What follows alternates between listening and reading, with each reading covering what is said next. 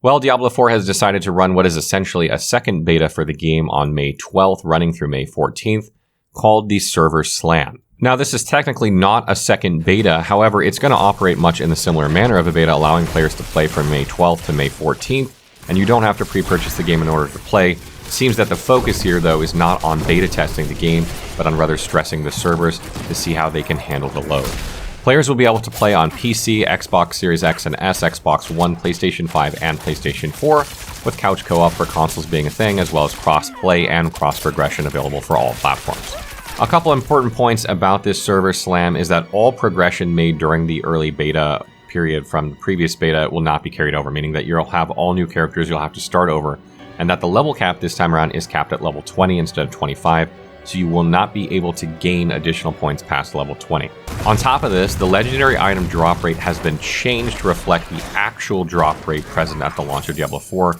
What this means is that you're not going to be having happy fountains of loot like you were legendary-wise from the open beta. So we'll get a better idea of how rare these legendary items actually are, which should be very interesting to say the least.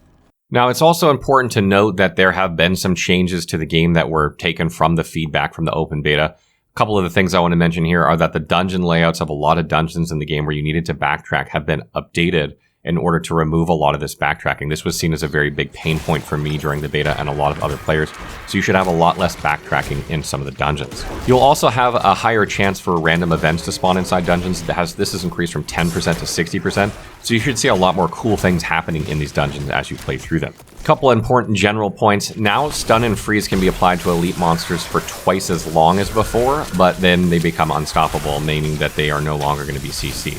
Or CCable. So you're going to adjust the way that your CC play plays, which is interesting. And they've also done a change to the legendary powers of the game found on these legendary items. There have been updates to their effectiveness.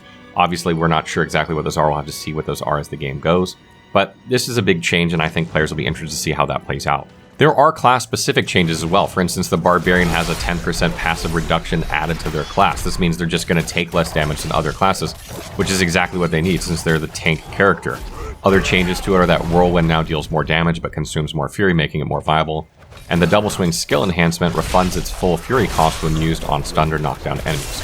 When it comes to the Druid, companion skills will now deal heavily increased damage. I can't wait to see the Creeper. This ability was already busted. I'm hoping it's even more busted. All ultimate skills have had their cooldowns reduced. I didn't really use ultimate skills much on the Druid, so this is good to see. Usability improvements have been made to Maul and Pulverize. Hopefully that makes playing a Werebear a little bit easier. And using a non-shape-shifting skill will transform a Druid back into their human form instantly. When it comes to the Necromancer, a nerf here. Summon minions will die more often. They were tanky as hell in Diablo IV, so this is a good change probably. Many bonuses in the Book of Dead have had their stats increase, so Book of Dead's going to impact your character, your minions a little bit more. And the damage dealt by Corpse Explosion has been reduced. Who could have seen that one coming? And the brightness of Skeletal Warriors and Mages has been reduced. I guess this means that it'll be harder to see them on the screen, which probably makes it better for seeing what else is happening on the screen. Rogue changes are the upgrades for subterfuge skills have had their bonuses increase, multiple passive skills have had their bonuses increase, and all imbuement skills have had their cooldowns increased. So you're not going to be able to use imbuements as often, but everything else about the rogue, or not everything, but a lot of things else about the rogue should be improved. When it comes to Sorcerer, charge bolt's damage was increased and the mana cost has been decreased to make you want to use this more. Chain Lightning got a bit of a nerf, its damage was reduced and its reduced effectiveness against bosses. This is one we used in our Immortal Lightning build. No surprise that this got nerfed, this is very strong. The cooldown for the Incinerate skills enchantment bonus has been reduced, it's making that more viable. Firewall will now spawn underneath enemies more frequently when using its enchantment bonus. This makes it more viable also, and increase the lucky hit chance for the Meteor skills enchantment bonus. So basically, some improvements to other areas of the Sorcerer and a big nerfing to Chain Lightning. All in all, I think these are some good changes, things that are heading in the right direction. It's good to see they took feedback from that open beta and already implemented it, and we get to see how they've implemented it and give further feedback to see if it's enough changes or not enough changes. These are all really good signs in my opinion. Transparency is always good, and getting feedback from players to implement it is fantastic. Now I really want to see how the servers handle this, whether there's going to be login issues, whether we were getting the rubber banding we were getting during the open beta, particularly when leaving the city or loading into certain parts of the map where it seemed like it was loading into that area. I can't wait to see how these changes have impacted the game in just like 1 month's time already.